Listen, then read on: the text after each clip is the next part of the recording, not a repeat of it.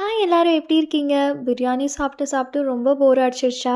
அப்படின்னா கண்டிப்பா இந்த ரெசிபிய ட்ரை பண்ணி பாருங்க.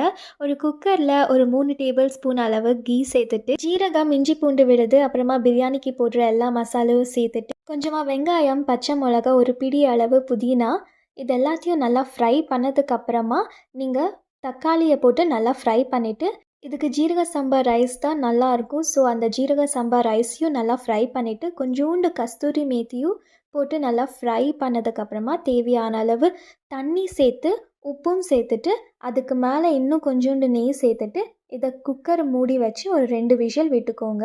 டேஸ்டியான ஒயிட் குஷ்கா ரெடி. நீங்கள் இதை மிளகு சிக்கன் கூட சர்வ் பண்ணி பாருங்கள். ரொம்ப ரொம்ப அருமையாக இருக்கும். ஸோ பெப்பர் சிக்கனோட ரெசிபி நெக்ஸ்ட் வீடியோவில் வரும். ஸோ அதுக்காக என்னோடய சேனலை சப்ஸ்கிரைப் பண்ணிக்கோங்க. கண்டிப்பாக இந்த ரெசிபியை நீங்கள் ட்ரை பண்ணி பாருங்கள். பாய்.